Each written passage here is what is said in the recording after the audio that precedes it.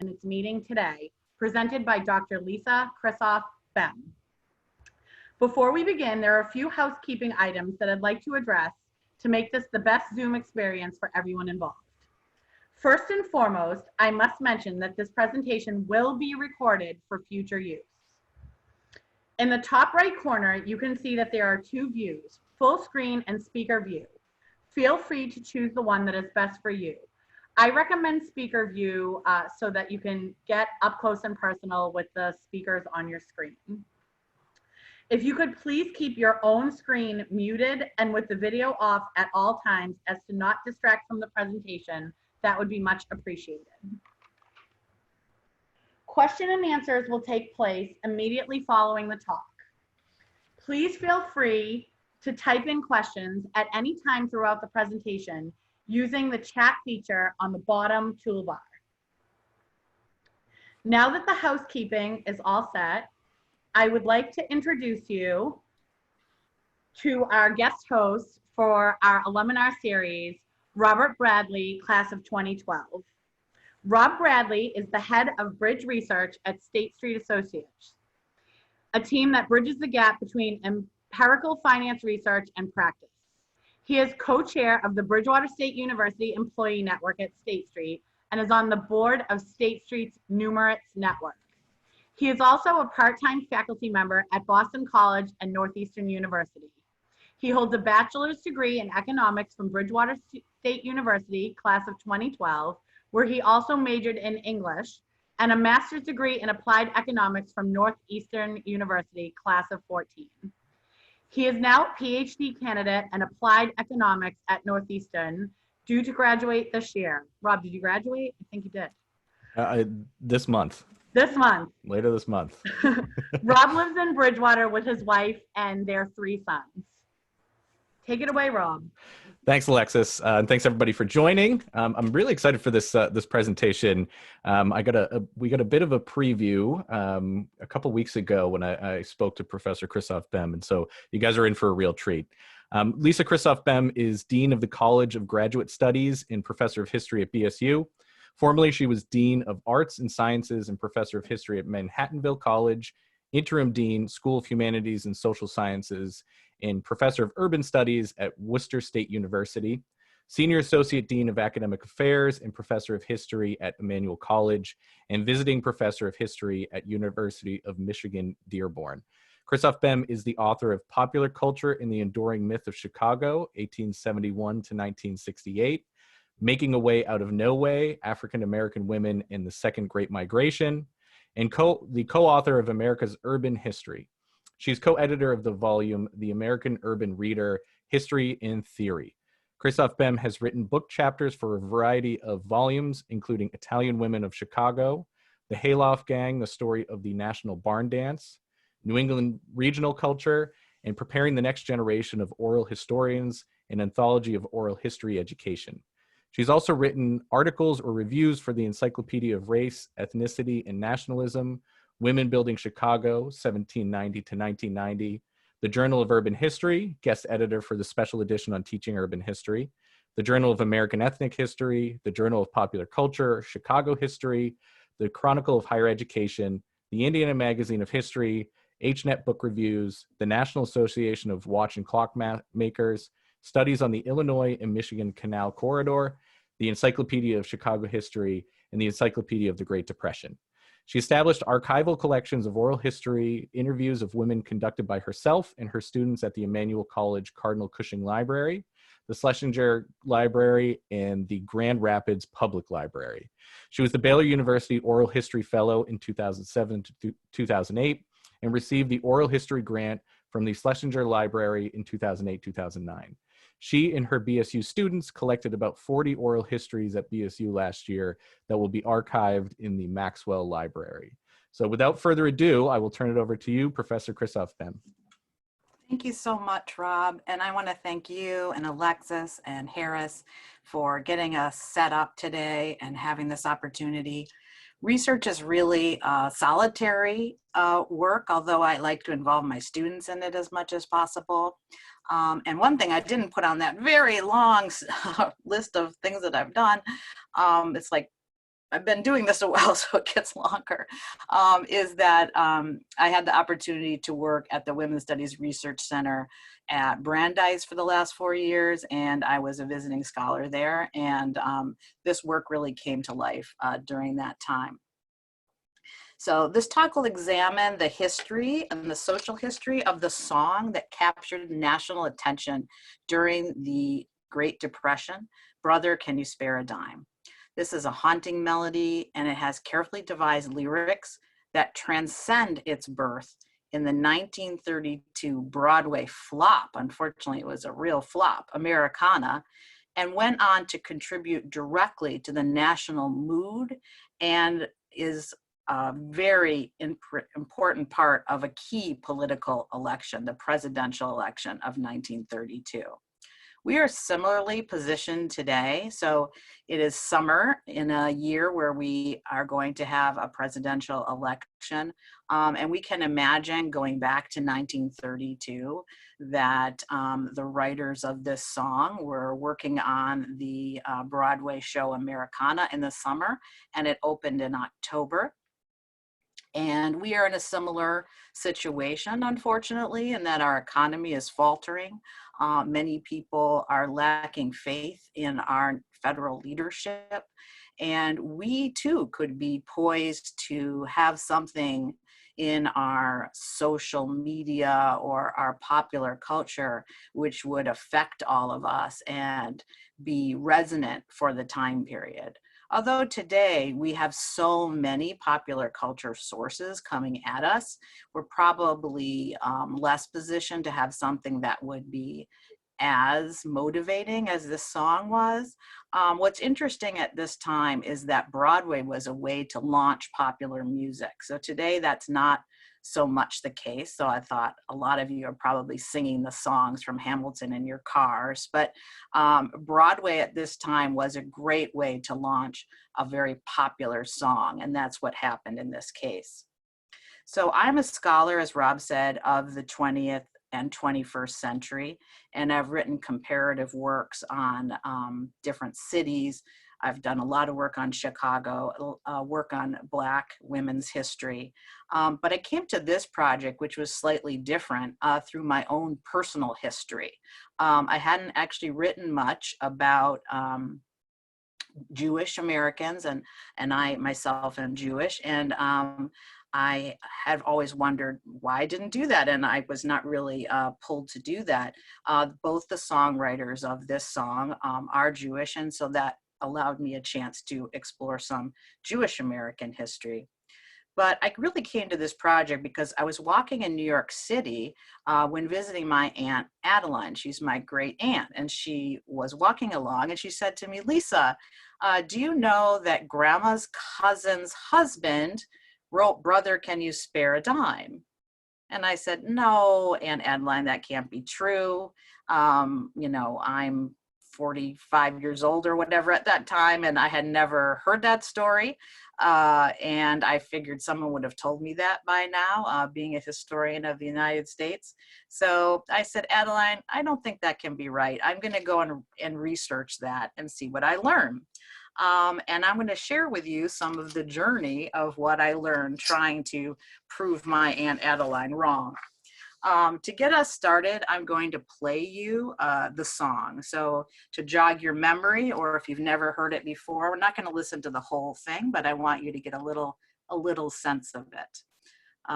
It's a little awkward to listen to music in a group, and I'm not going to dance or anything. We're just going to listen.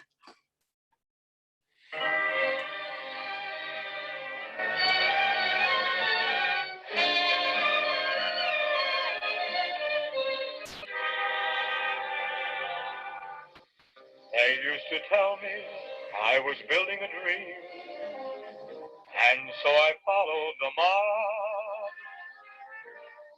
When there was earth to plow or guns to bear, I was always there, right on the job.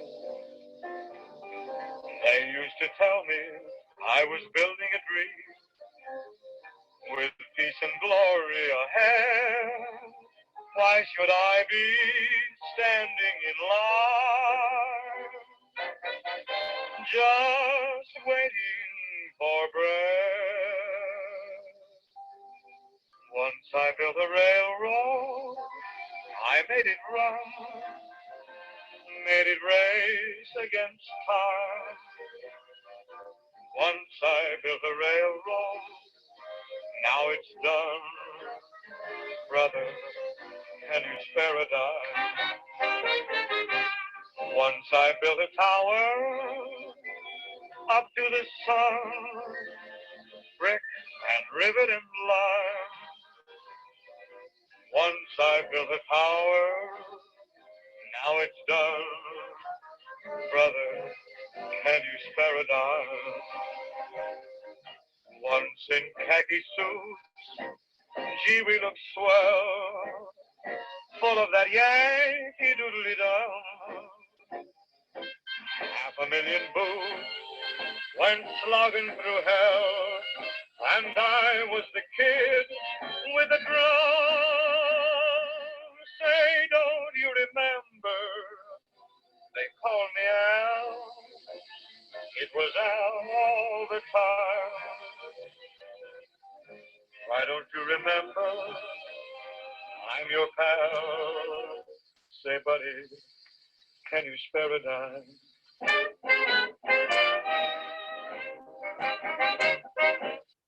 So it keeps going. They repeat some parts, but that's the song. That is not the Broadway version, which wasn't recorded, but of course Bing Crosby singing the song in 1932, and that's the most famous of the various editions of that song.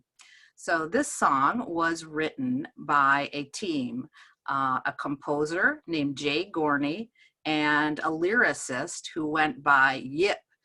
His real name was Edgar Harburg, and he was the lyricist. And they drew on their personal histories, their ethnic and religious backgrounds, and their family ties and personal relationship to each other to craft a song that resonated in the American streets, from the crowded avenues of the Lower East Side of New York City to the long stretches of California highway. And Gorney and Harburg shared many same beliefs. They were each leftist politically, devoted to a country that had offered their families refuge from the violence and the mounting anti-Semitism that had been in Russia's Pale of Settlement, the area where Jews lived in Russia, where both their families had come from. And they were utterly devoted to making a vital contribution with their creative talents. So here we have an immigrant and the child of immigrants writing the song that rivets the nation at this period. And we just came out of the 20s, a time that America started to get more anti-immigrant. So it's interesting to look at the biographies of these two men and how they shaped America. The origins of this particular Broadway tune have not been really examined outside of the people who are really interested in Broadway history. And the story, though, transcends theatrical history to offer us insights into the national history of this period. So I'm going to start by showing you a photograph of the set. There's very little in the archives that really show us what was happening on stage when this song was brought to Broadway. But this is one picture that we do have of the cast. So this group of men sang the song in the 1932 Broadway show. So that gives us a little glimpse of what happened. So Yip Harburg was born on the Lower East Side of New York City in 1896. Both these men were actually born in 1896. And he grew up in a neighborhood packed with people that had fled violence and intolerance in their homelands. And they had traded almost all of their worldly possessions for a steamship ticket to get a chance to come to America. They came to make a life for themselves in the United States. Yip's parents were immigrants. His father, Louis, and his mother, Mary. They came to America around 1889, and they were just ahead of the restrictive laws that would have made it illegal for them to come to America at the time they were welcome to come. Mary gave birth to 10 children, most of whom did not live into adulthood. And like many Jewish immigrants, Louis, the father, provided for the family by working as a tailor. They were Ashkenazi Jews, which is Eastern European Jews, and they were Orthodox Jews. So they were very religious, but like a lot of Americans and a lot of immigrants, they became less religious pretty quickly. In fact, Lewis would take his young son Yip to synagogue, or that's at least what they told Mary, the mom, but instead he would take Yip to the theater and they would go to see Broadway plays. So Yip said, that really was my religion. Broadway was my religion and my upbringing.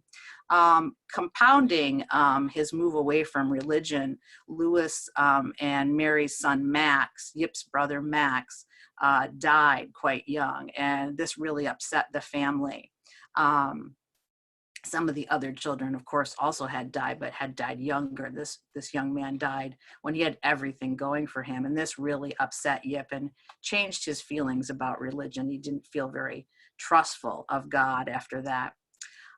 Yip Harburg ends up being friends with a young man named Ira Gershwin, who is his classmate. They met at high school and they sat next to each other. Yip also spent a lot of time in the local library, where he was said to have flirted quite openly with the pretty librarians. Ira Gershwin was wealthier than Yip Harburg, and he introduced Harburg to music by playing Gershwin, played Gilbert and Sullivan on their Victrola in the Gershwin house, and Yip became quite interested in that. Both the young men also wrote for their high school and college magazines and started to write poems. And they went to City College together. I got to read Yip's transcript, which was fun as a dean. And I noticed that Yip actually didn't graduate college right at the end of college. He went on to Uruguay, actually, to work for Swift and Company in Uruguay during World War I, and left college. And later, a nice registrar gave him life credits for his work as a lyricist and songwriter. When Yip came back from Uruguay, he formed an electrical appliance business that he ran through the beginning of the Great Depression, and then he transferred to becoming a lyricist.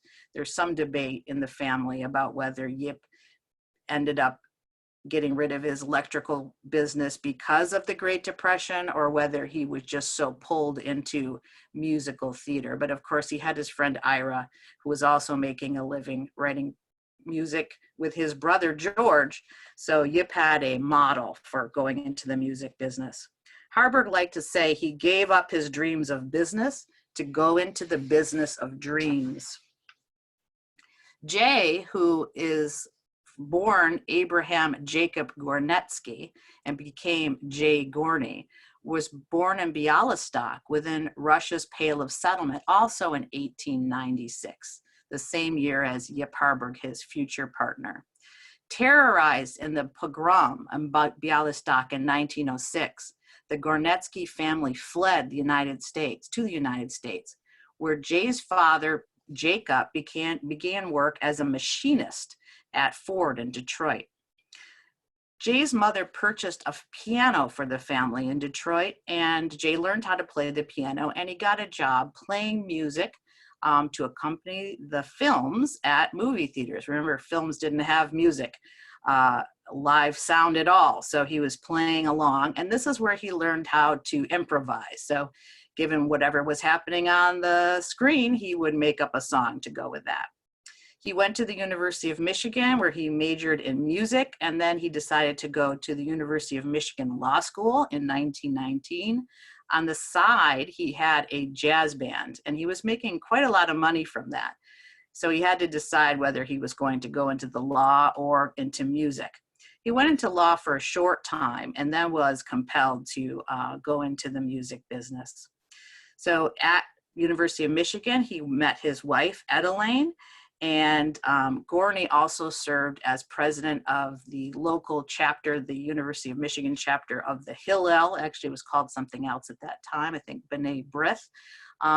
Rumor has it that he met his wife when he was told by the local Jewish community to speak to that young woman, Edelaine, because she was too wild. And he had a meeting with her and he told her to calm down and act as an appropriate young woman should. And they ended up getting married. So I wonder how that conversation went. Elaine herself did a lot of musical theater at the University of Michigan. I read all their yearbooks, and she was in the theater club at school, and she actually was in a Broadway musical herself, which closed after 17 performances. The couple had one child named Roderick, who was born in 1925. So persistent in life, Jay went to New York City, and he landed a job with J.J. Schubert, who was a theater owner and also Jewish, and he was signed for a $50 a week contract to compose music for the Schubert Theater. And he had an additional contract to compose music for the Harms Music Publishing Company. At this time, remember, people had pianos in their homes, and we did not have, like the Gershwin family, many people did not have Victrolas in their house. And to hear pop music, you would actually run to the store and buy the sheet music and go home and play it on your piano or have someone else play it on their piano. So young people would gather around pianos and play music for each other, and that's how they might spend a Saturday night. So the Harms Publishing Company was putting out sheet music, and the top songs were the top sheet music for that particular day.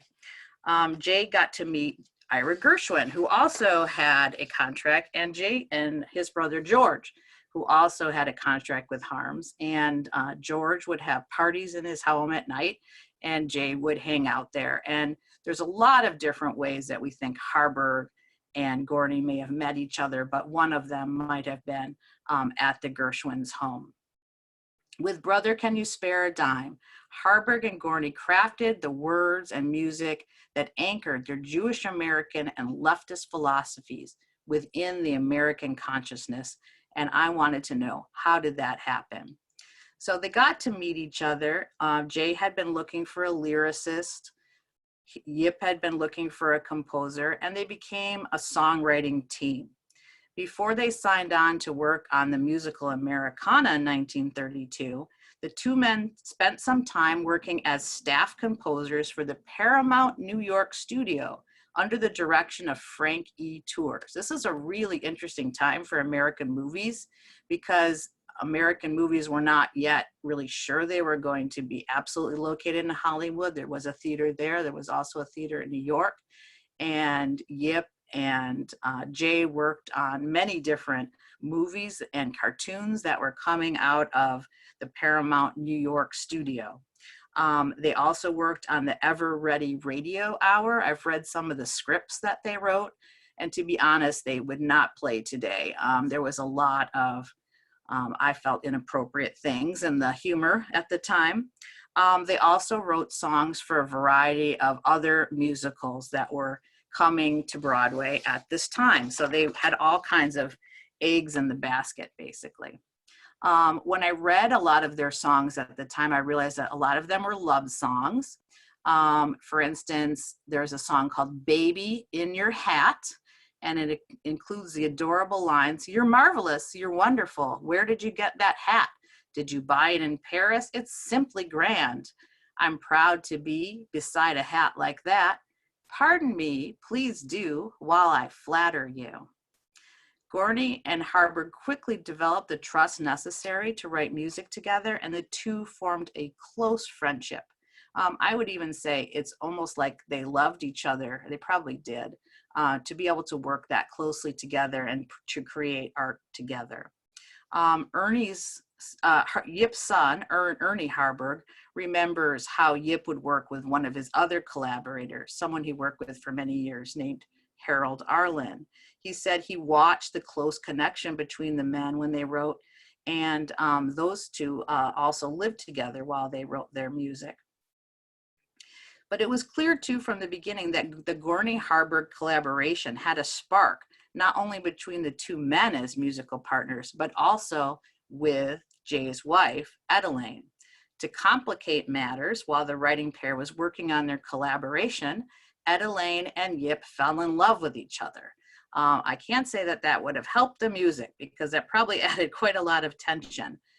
In fact, when they were deciding what to do about this love triangle, Harburg published a poem to Adeline in the paper, used her name and his name in the paper. He wrote in the New York World to Adeline. I guess maybe Jay had intervened and told them that he was going to stay married to Adeline. I'm not sure, but he said, "You are gone.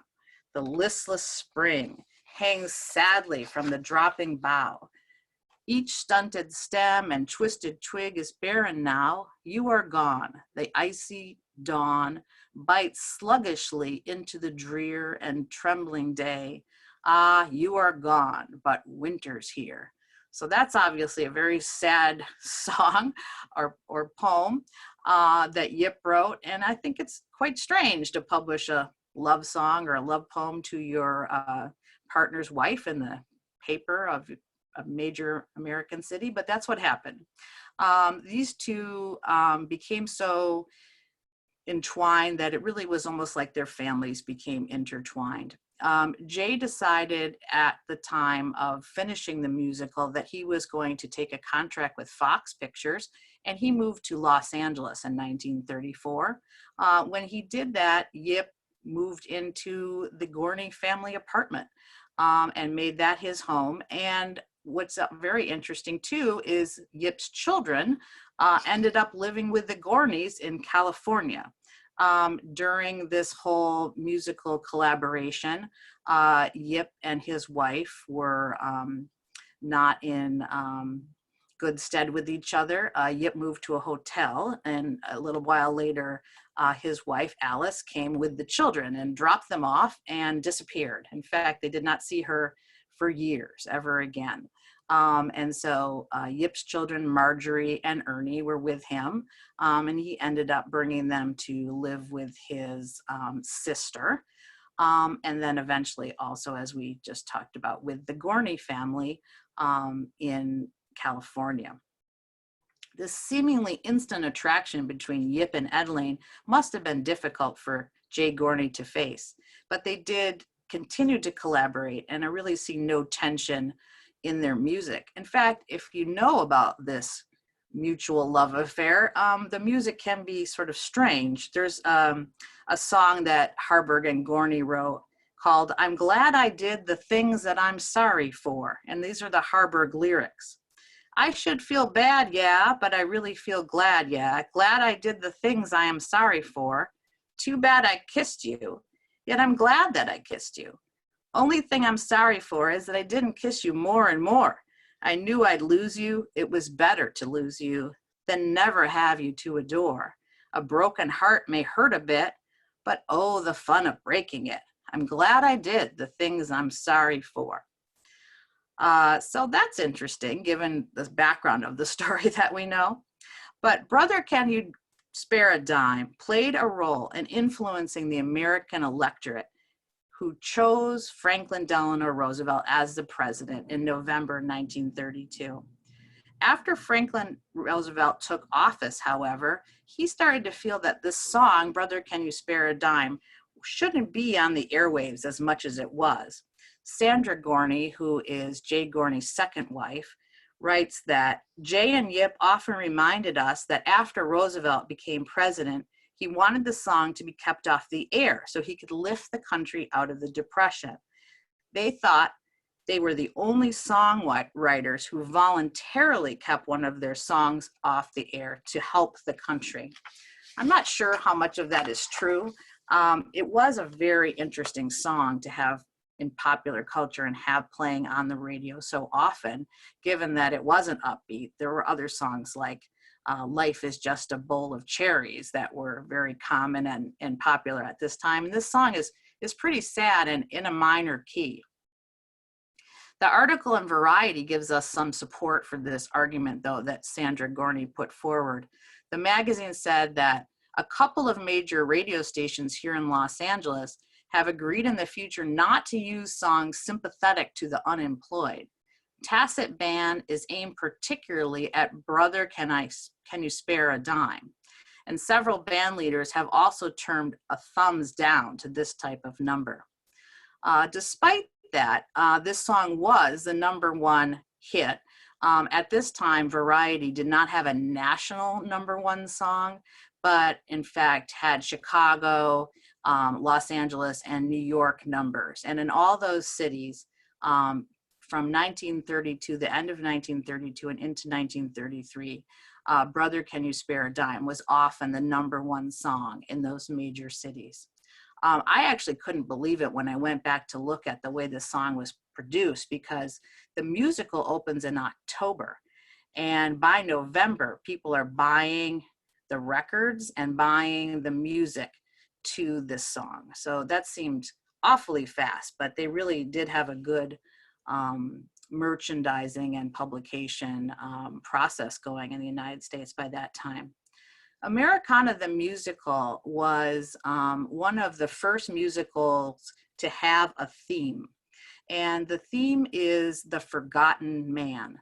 In April 1932, Franklin Roosevelt, when running for president, gave a radio address. Remember, he was the president who was so good at using the radio and popular culture for reaching out to people.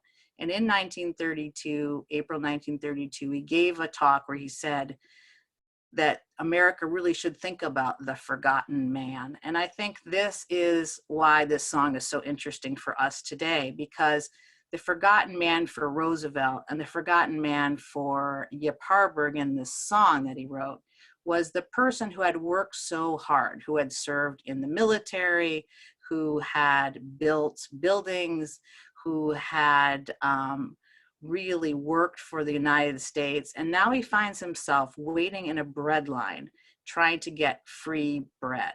And a lot of Americans today, as we know, are unemployed, and a lot of Americans are food insecure today. So we are really in a similar situation. And we see, just even here in Massachusetts, of course, teachers who pushed through COVID in the spring, who got things online and things like that, who are now laid off in our K-12 schools. So we also are finding ourselves, very loyal and hardworking Americans are finding themselves out of work. And that's the forgotten man of this period. Today's unemployed, of course, includes a lot of women. And what people don't know about the Great Depression is the employment rate for women actually went up during the Great Depression, but it was men in the industries they were working in that were often laid off. So this forgotten man was the story, but Americana was a musical that was not the kind of what we call book musical like we have today. It was a little bit more like a vaudeville show. Each of the acts had some connection with this forgotten man theme, but it didn't carry through. There wasn't a story from beginning to end. This musical had puppets in it, it had modern dance, it had magicians, it had all different kinds of aspects, and the story didn't carry all the way through. We're actually not entirely sure what the story was before the song Brother Can You Spare a Dime was shown in Americana. We think there was one part of a script found where there are some gangsters who are talking about how they're going to form a bread line and have a competition to see which of them could have the most successful bread line. And that's possibly the little story that was playing on stage before the men in this photograph were singing the song. So people didn't love Americana. There were some high points to it, and the critics at the time said the best thing about it really was this song, Brother Can You Spare a Dime, and that would probably transcend the theater. One of the other reasons that this musical was famous was that it was the first musical to have modern dance featured. So if you're a dance enthusiast, this was one of the first times that American audience had seen modern dance in the theater in this type. So they also found that this song probably could be considered more political than musical. The importance of this song was that it really resonated with the American people at that time. Some of the people said dime, which is kind of the way people refer to the song offhandedly. Dime told it like it was. And the song captured America's heart. although the musical had failed to do that. So the song came out in 1932. Bing Crosby, and the version that we heard was the very first to record it. And then Rudy Valley followed with a record. Again, not everybody could purchase records at the time because of their expense, but people also bought the sheet music in high numbers. And Brother Can You Spare a Dime became a phrase that was used in popular culture all the time. For instance, the Washington Post in July 1933 stated that the homeless wayfarer, the Brother Can You Spare a Dime man, may soon shuffle into American society as a new predominant class, according to predictions sounded by Dudley Wilson Willard, head of sociology at George Washington University, in a radio broadcast last night. The phrase was employed in commercials, I found, for such goods as face powder and even bread. The 1930s marked a career peak for Yip Harburg, who would go on to even greater acclaim. In fact, in 1932, he had 3 huge hits with other collaborators. He wrote the song It's Only a Paper Moon, which you might know. And he also worked on the song, wrote the lyrics for a song called April in Paris. So 1932 was a great year for him. I found at least 52 recordings of Brother Can You Spare a Dime. They range as far afield as a recording by George Michael, Peter, Paul, and Mary, Rudy Valley, as we talked about, Judy Collins. A lot of people have recorded this song over the years.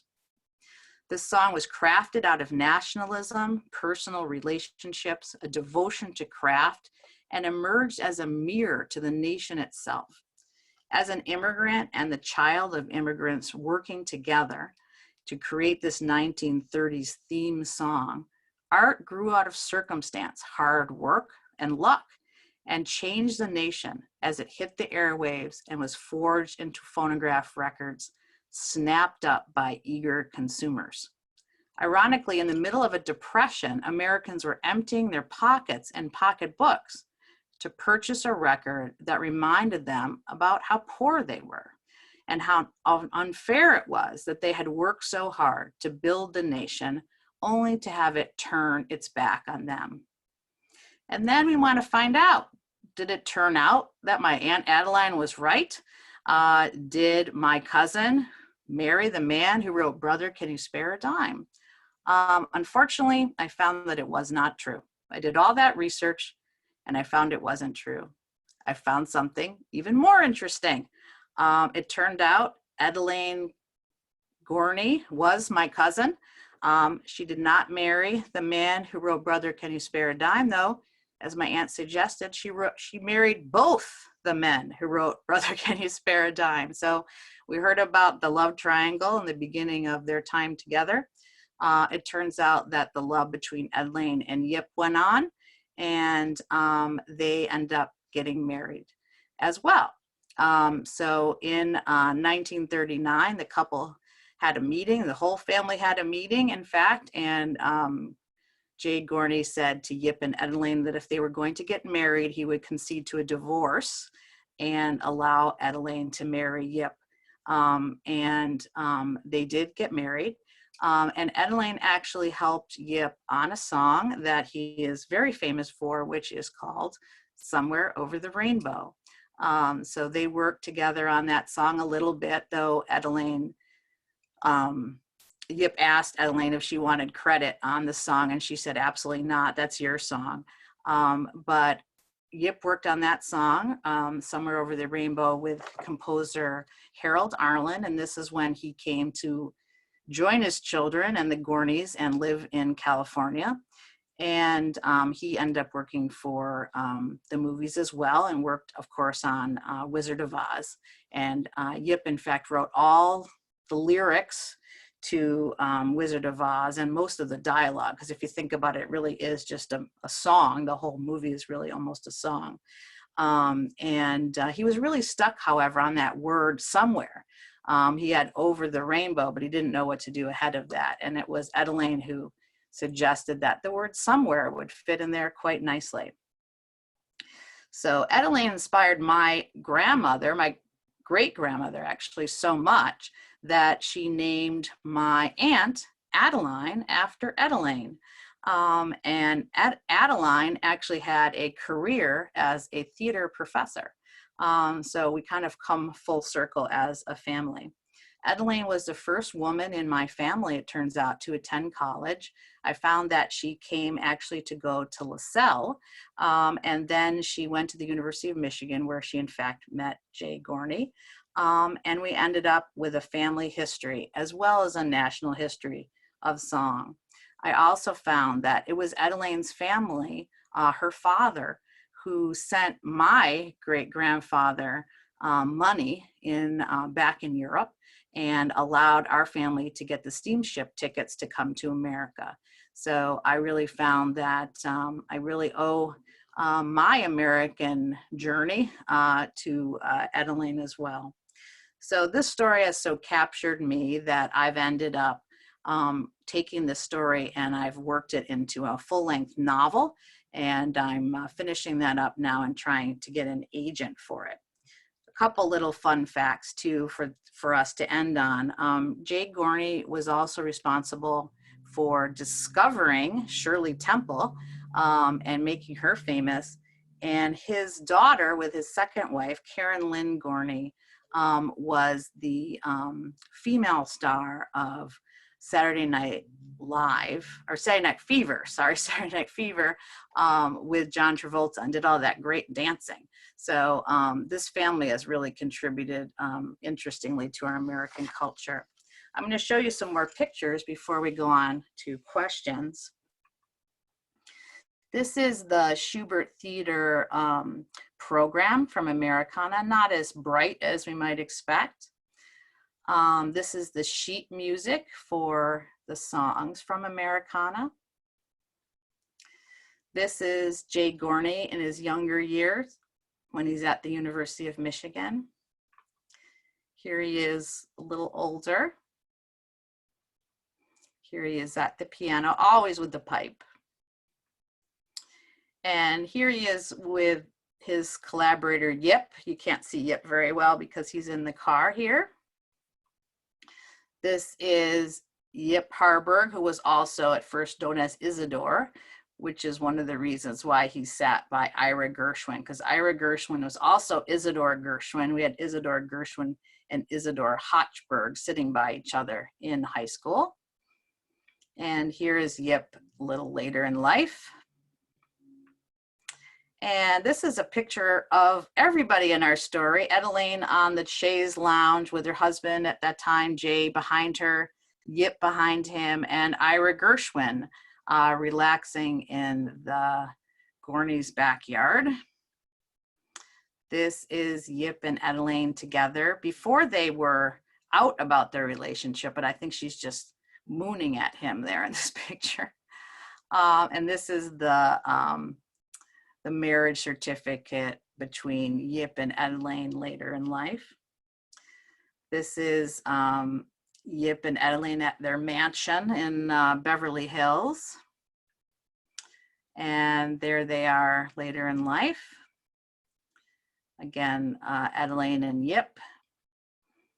And they had a home on Martha's Vineyard, which once I found that this is a family member of mine, I wondered why no one bequeathed to me, but they didn't. And here is Yip Harburg with, of course, Judy Garland practicing for Wizard of Oz. And Yip ended up on a stamp as well. So I'd be happy to have any questions or any thoughts anybody has about the research I've done. Thank you so much for allowing me to share it with you. Thank you so much for the presentation. I have to say the way that story unfolds is just absolutely unbelievable. So we start with basically a story about a song and how it kind of maybe resonates today. And then it opens up into this like incredible kind of just American story. So you have an immigrant, a son of an immigrant, they become successful. That's a story in and of itself. You have the song itself, which is this kind of, downbeat, minor key, not so happy song that becomes a hit, that then the president is asking, please take it off the air, that then they're I mean, every layer of the story is just builds and builds and builds. And then you find out at the end that he wrote all the lyrics into it in the songs of Wizard of Oz. It's just, this thing just explodes. So I can only imagine for you what that feels like to realize your personal connection to all this, because all of the kind of the threads of the story that weave together to at the end realize, oh, this was my family. I can't even imagine what that felt like for you. So what was that like when you actually started to pull these pieces together and realize, like, oh, this is actually real. This is something that happened. This isn't a made up story. It was so exciting, and I've been obsessed with it. My family knows, and I started, it was over a Christmas break, and, you know, I should have been relaxing. I just started looking all this stuff up, and then when I realized that she had married both of them, I couldn't, I was like, wait, wait. You're like, there's my ending. There's my ending. Yeah, and I didn't know about the Wizard of Oz, and I've been obsessed with the Wizard of Oz my whole life. So wow. that was wild to me, that I didn't know any of this, and this had not been shared. It really took me by surprise. Yeah, I can't even imagine. Just real quick for everybody who's listening in, who has questions, just either in the chat, you can chat directly to me, Rob Bradley, or to everyone to ask a question, and I will share it with Professor Krissoff Boehm for anything that anybody wants to ask. Otherwise, you risk me taking up all the time with my questions. Mm-hmm. So one of the things I wanted to ask too is, so you mentioned that basically we can see really like this direct connection to kind of the feeling of that song to today. I mean, you mentioned teachers. I think that's kind of the perfect example, because the thing about the song that I think resonates so well is not just the brother, can you spare a dime, not just the economic hardship, but it's kind of juxtaposed against somebody talking about all the work they've done for America and what they've built. And so that brother, can you spare a dime? I mean, it's emotional when it gets that part in the song. And so I think teachers, that's the perfect example, is like the sacrifice and, you know, kind of the lack of pay and everything for educators, then to be in this position now to be kind of on the front lines of a pandemic. There's a real you know, clear connection there. Is this a theme that kind of resonates always? I mean, the song's been around forever and it seems like it keeps getting recorded. So through history, through at least the last 80, 90 years or so, is this something that keeps kind of popping up as, oh, look, we're here again?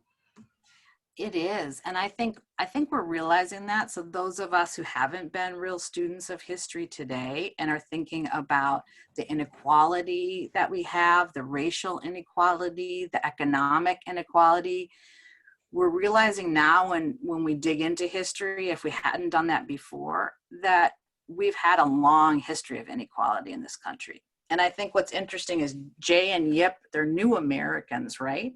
But they understand how embedded that inequality is. So I think it's surprising that two people like this could have written a song that is so resonant with America when they were really new Americans. How did they know? But they really did capture that. And this, we're grappling with this now. Like, so the inequality is not a good part of our nation. How do we make sure that things are fairer?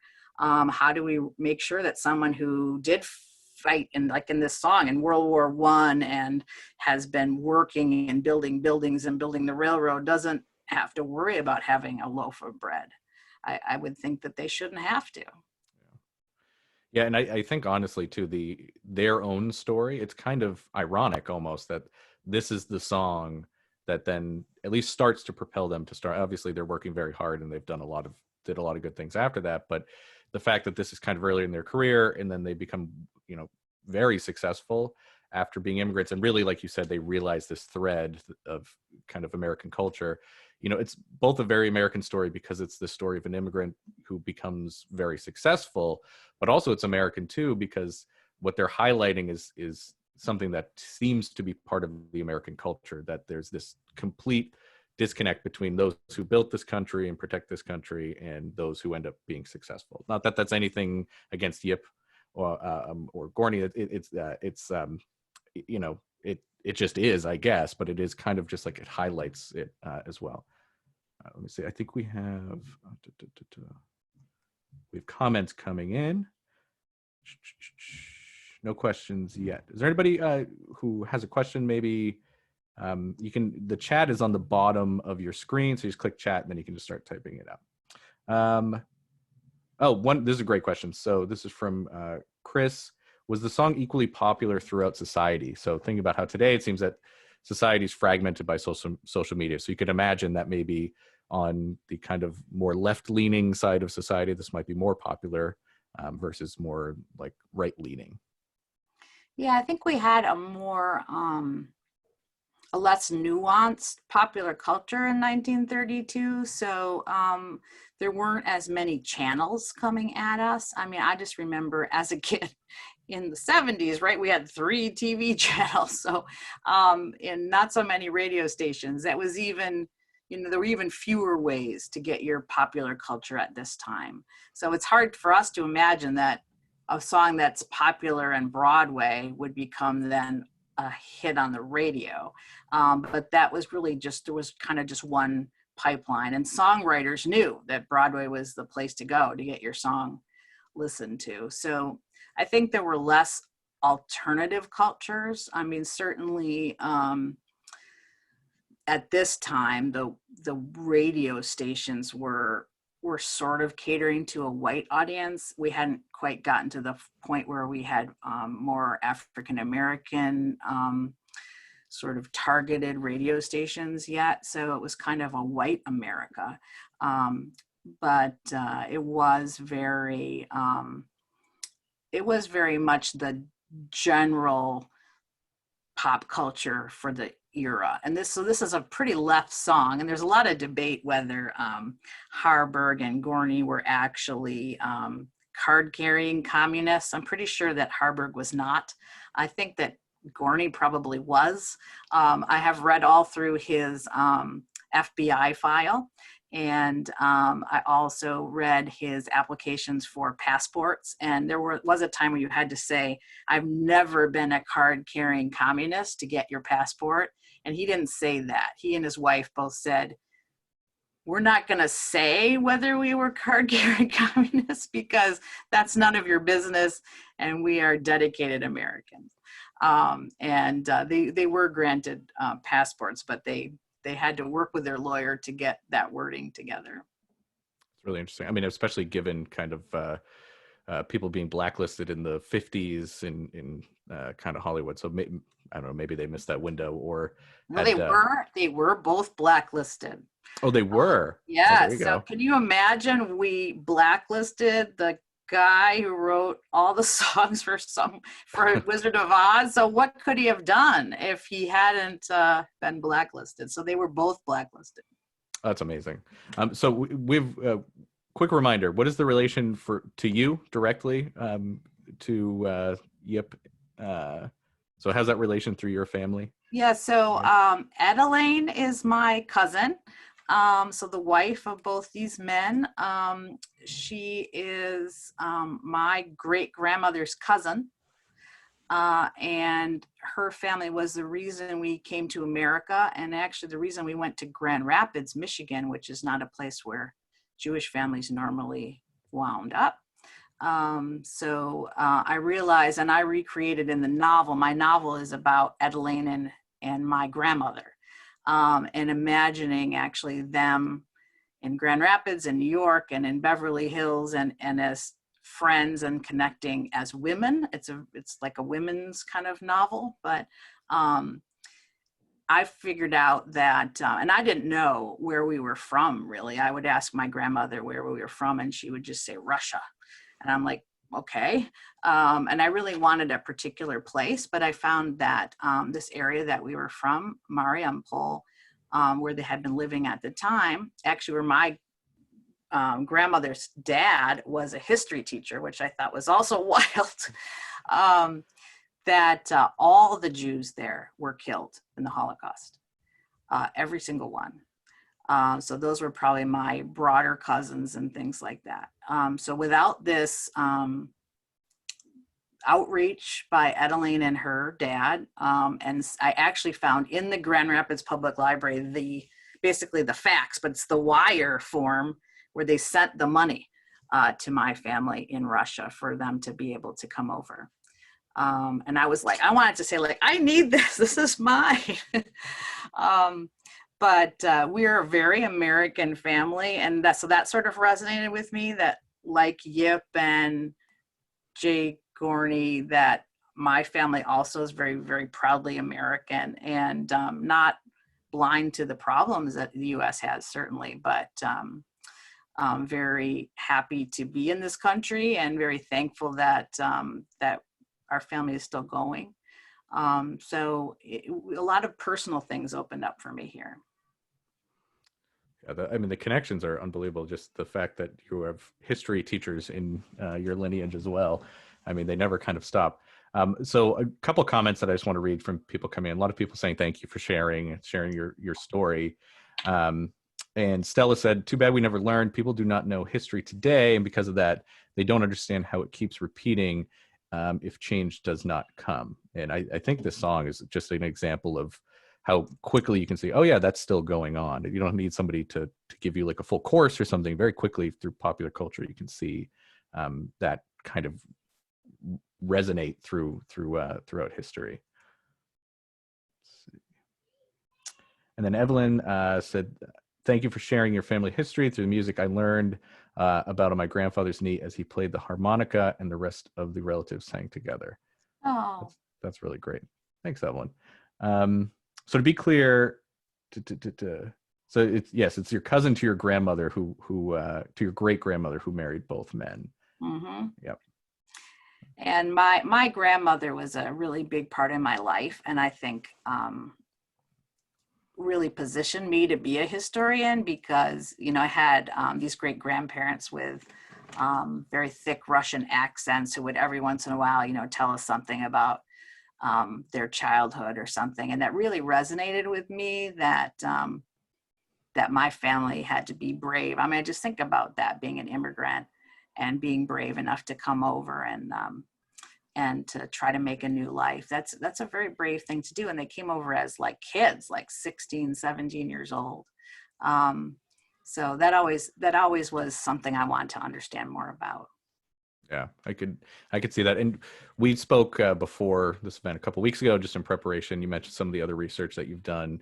And that's definitely seems to be a theme throughout, is like people's stories of how they got here and, where they came from. And I do think that's really fascinating that it took you longest to get to your own history. I know. You kind of say that for last, but there was this golden nugget waiting there for you to uncover. So, so we're at time. I'm going to say thank you to you, Professor. A great presentation, really, really eye-opening, incredible story. And just, I would not believe it either if somebody in my family told me that. So, and you uncovered more things. So thank you. Thank you so much. It was a pleasure. You're just wonderful. I'll talk to you any day about anything. Likewise. And I will be calling on you for that. So. Thanks to both of you. Thanks. All right, Alexis, I'll turn it back to you for some closing remarks. Thanks everybody for joining.